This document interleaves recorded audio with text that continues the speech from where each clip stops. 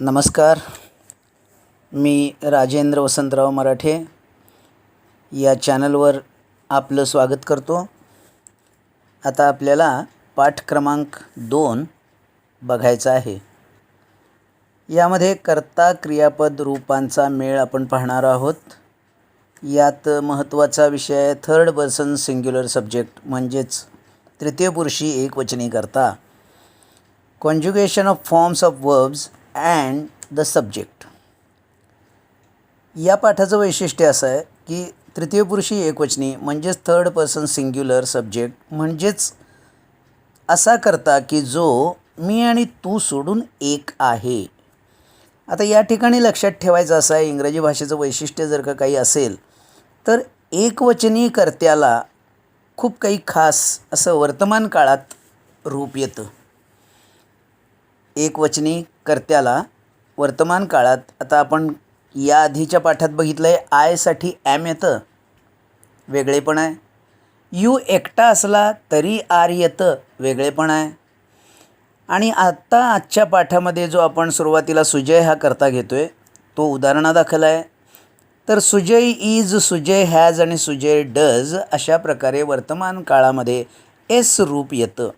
हे एवढंच एक वेगळेपण आपण जर पक्क लक्षात ठेवलं तर इंग्रजी सोपं आहे, कारण भूतकाळ दुसरं रूप पाठ केलं की काम झालं. आणि भविष्यकाळ शल बी किंवा विल बी, शल हॅव किंवा विल हॅव,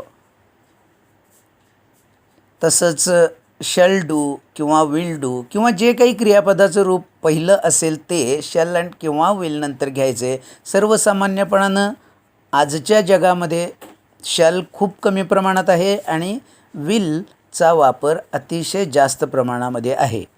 तर एवढ्या गोष्टी जर आपण लक्षात ठेवल्या म्हणजेच लक्षात ठेवायचे, लक्ष द्यायचे ते वर्तमान काळाकडे लक्ष द्यायचे. आत्ताची गोष्ट सांगायचं इंग्रजानं थोडंसं 2 भागात ठेवलं आहे. एकवचनी असेल तर खूप काळजी घ्या साध्या वर्तमान काळामध्ये आत्ताची गोष्ट सांगताना, आणि झालेली गोष्ट सांगायचं काम मात्र फारच सोपं आहे. झालेली गोष्ट सांगायचाच म्हणजेच भूतकाळ हा फार सोपा ठेवलेला आहे. भविष्यकाळ कसाही पूर्ण होतो, त्यामुळं हा काही विषय नाही. लक्षात ठेवायची बाब आहे ती सिम्पल प्रेझेंट टेन्स म्हणजेच साधा वर्तमान काळ. आता नीट लक्ष द्यायचं आहे. यातली पहिली आडवी ओळ आहे ती साध्या वर्तमान काळांची आहे. ते पहिलं रूप आहे प्रत्येक क्रियापदाचं. आता आपण Sujay is, Sujay was, Sujay will be. Sujay आहे, सुजय होता, सुजय असेल.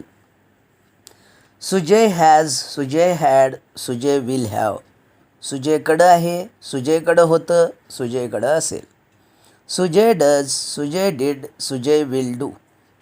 याप्रमाणे बी असणे, हॅव कडे असणे किंवा ला असणे, आणि तसंच पूर्णतेचं असणे, आणि डू करणे किंवा तसे करणे याची विविध रूपं आपण पाहतोय. Sujay has, Sujay had, Sujay will have. सुजयकडं आहे किंवा सुजयला आहे, सुजयकडं होतं किंवा सुजयला होतं. सुजय विल हॅव, सुजयकडं असेल किंवा सुजयला असेल. Sujay does, Sujay did, Sujay will do. Sujay करतो, सुजयने केले, सुजय करेल. आता याचप्रमाणे द बॉय, सुजयऐवजी आपण या ठिकाणी कर्ता म्हणून नेमतो आहे. आता द बॉयची नेमणूक करतो इथं. द बॉय म्हणजे तो माहितीत असलेला मुलगा, ज्याचं वर्णन झालेलं आहे किंवा ज्याची माहिती आहे असा निश्चित तोच मुलगा. The boy. The boy is, the boy was, the boy will be. तो मुलगा आहे, तो मुलगा होता, तो मुलगा असेल. The boy has, the boy had, the boy will have. The boy has त्या मुलाकडं आहे, द बॉय हॅड त्या मुलाकडं होतं, द बॉय विल हॅव त्या मुलाकडं असेल. The boy does, the boy did, the boy will do. आता यामध्ये तो मुलगा करतो, तो मुलगा तसं करतो. द बॉय डिड त्या मुलानं केलं, त्या मुलानं तसं केलं. द बॉय विल डू तो मुलगा करेल. आता याचप्रमाणे आपण पुढं जातो आहे. द बॉयऐवजी सारखं द बॉय किंवा त्या मुलाचं नाव सुजय सुजय म्हणायला लागू नये म्हणून आपल्याला सर्वनाम वापरायचं आहे he is, he was, he will be, he has, he had, he will have, he does, he did, he will do. आता या ठिकाणी एक महत्त्वाचा मुद्दा लक्षात ठेवायचा आहे. सर्वसामान्यपणे ही म्हणजे आपण तो असं पाठ करत असलो तरी आपण मराठी भाषेमध्ये जे आदराने बहुवचन बोलतो की हे माझे वडील, हे माझे शिक्षक, तर हे पुल्लिंगी असताना आपण अनेक वचनासारखं वागवतो. हे आदर देण्याची पद्धत आहे, परंतु इंग्रजीमध्ये असा काहीच प्रकार नाही आहे. त्यामुळं त्यातले कोणी जरी असले, आदरणीय असोत किंवा तुमच्यापेक्षा छोटे असोत, ते पुल्लिंगी असतील तर आपण किंवा तो पुल्लिंगी असेल तर आपण ही हाच शब्द वापरायचा आहे. आणि बोलताना देखील he is, he was, he will be असं म्हणायचं आहे. असं म्हणताना अनादर वगैरे काही होत नसतो. He has, he had, he will have, he does, he did, he will do. आता ही इज तो आहे किंवा आदराने ते एक आहेत. ही वॉज तो होता किंवा आदराने ते होते. ही विल बी तो असेल किंवा आदराने ते असतील. याचप्रमाणे आता he has, he had, he will have. He has त्याच्याकडं आहे, एकाकडं आहे. ही हॅड त्याच्याकडं होतं किंवा आदराने त्यांच्या एकाकडं होतं. ही विल हॅव त्यांच्याकडं असेल आदराने किंवा त्याच्याकडं असेल एकेरी. He does, he did, he will do तो करतो किंवा तो तसे करतो. याचबरोबर ते आदराने एक ते करतात किंवा ते तसे करतात. ही डिड त्यांनी तसं केलं आदराने एक किंवा त्याने तसे केले एकेरी. ही विल डू तो करेल किंवा आदराने ते एक करतील. आता याचप्रमाणे आता पुढं बघायचं आहे. आता स्त्रीलिंगी 3 शब्द बघतो आहे आपण. याच्यामध्ये सेजल हे विशेष नाम घेतो आहे आपण. Sejal is, Sejal was, Sejal will be, Sejal has, Sejal had, Sejal will have, Sejal does, Sejal did, Sejal will do.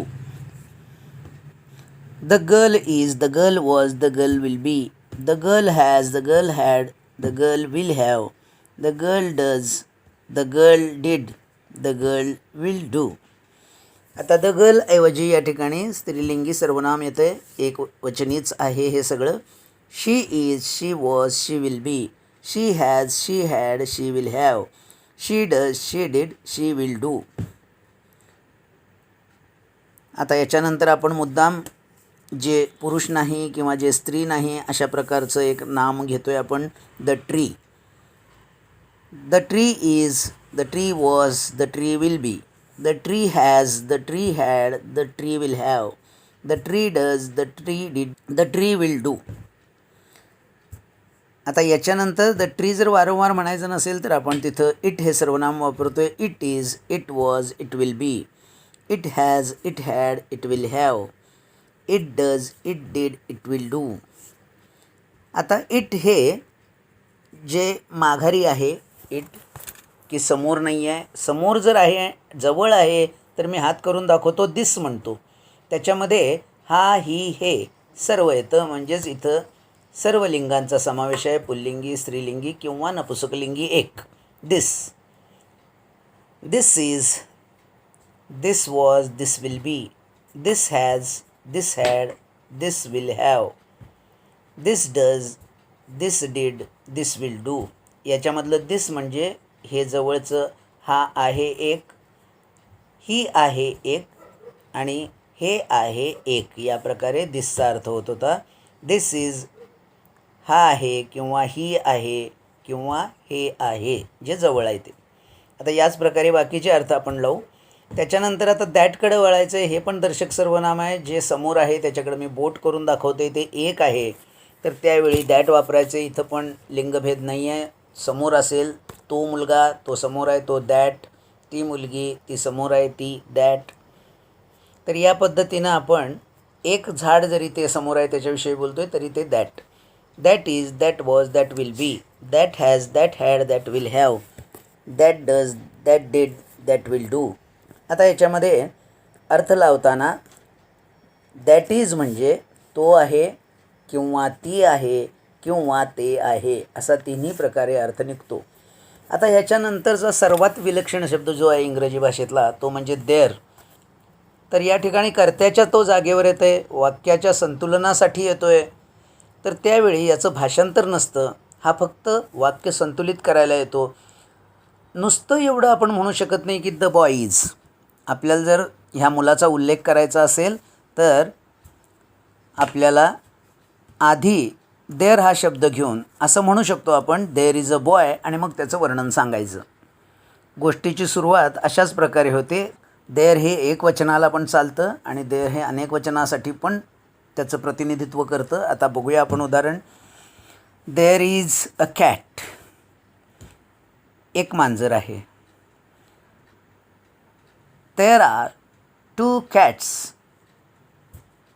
2 मांजरे आहेत.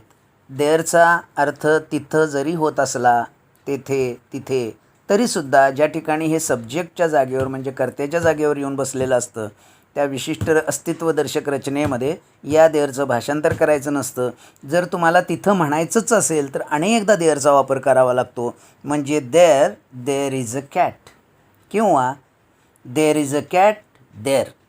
तर ही गोष्ट फार विशेष गोष्ट आहे, इंग्रजीतली समजावून घ्यायला किचकट आहे. कारण आपण असा कुठलाच शब्द मराठी भाषेत वापरत नाही की ज्याचं भाषांतर किंवा त्याचा अर्थ लागत नाही, त्याचा घ्यायचा नसतो आणि तो शब्द वापरायचा, असं मराठीत नाही, भारतीय भाषात नाही.